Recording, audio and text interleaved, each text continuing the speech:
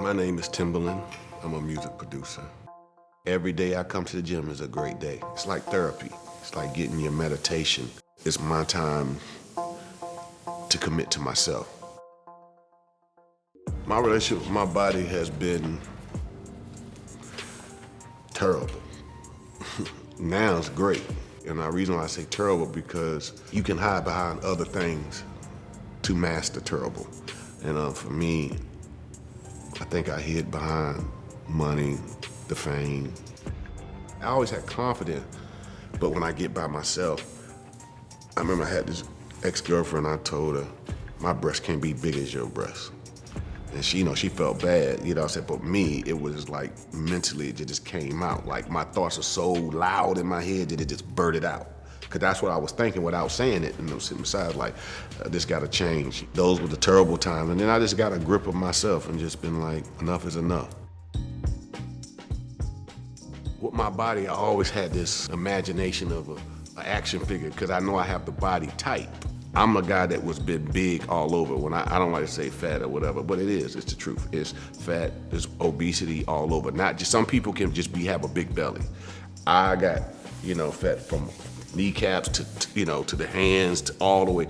So for me, it's just extra work. And I don't know why God designed me that way, but I'm proud of it because it pushes me mentally. And I always had this figure of how I should be. And long as I keep having this figure in my head when I wake up, I gotta go for it. I always wear baggy clothes because I was uncomfortable with my weight. I never was secure with my weight. That's why, I praise a lot of people that are comfortable, like Lizzo. I praise her, I think that's great. She teaches me to just be comfortable in your skin.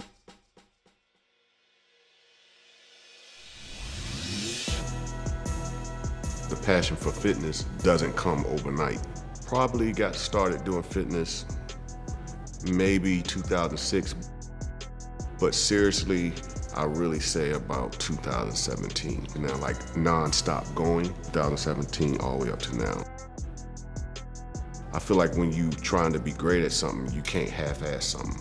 And I feel like before, it wasn't productive for me. But until 2017, 2016, I made up my mind to really go forward with health and really give it all because I didn't want to just lose weight. I might have a goal in mind. My goal is to just to be ripped, at least by the time I'm 50. You know what I'm saying? I want to be like, this is the new middle-aged look.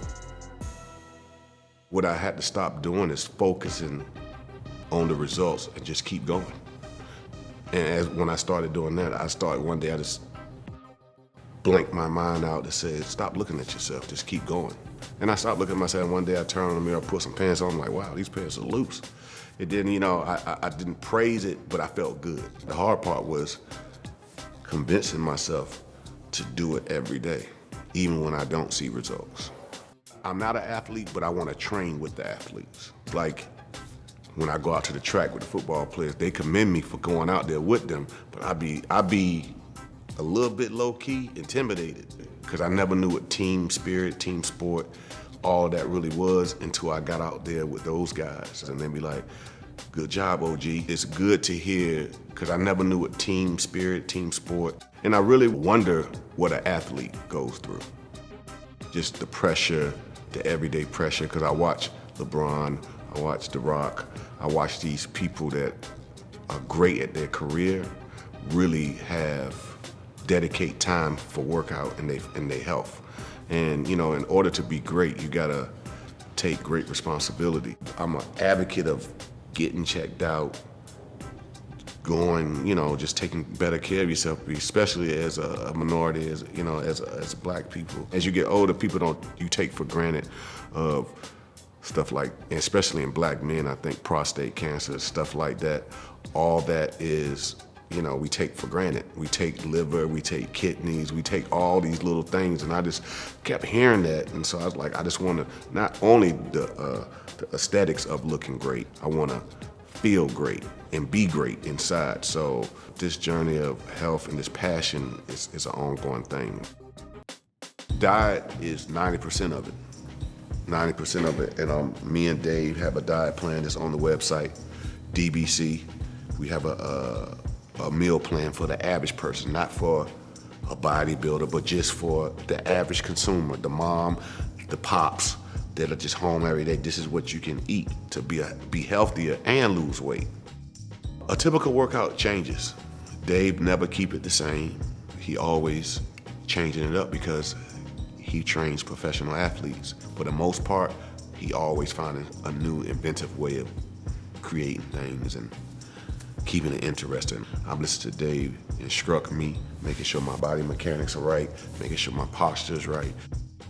All of that plays a part because all these things never worked on my body. So I'm almost like building a new man. I call it like Westworld, like rebuilding myself. This is the easiest thing you can do, but the hardest thing at the same time. It don't cost you nothing, just costs you your effort. The hard part is, do you have the effort? Do you have the energy? Do you have the willpower to do? So I just take that same energy that I apply to my music and apply it to my health.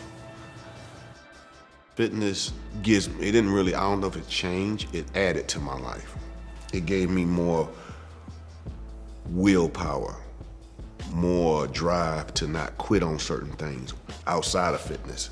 Because when you fit and you have will to do certain things at a certain time every morning, a person will take you serious. Somebody will always want to do business with me because he take his body serious, he take his lifestyle serious. The road to 205, I mean, it's still going. It's like, but I don't, it's what my body type think I could be, 205, but it might wind up being 215. It's a journey. It's not something that happens overnight. It's a journey.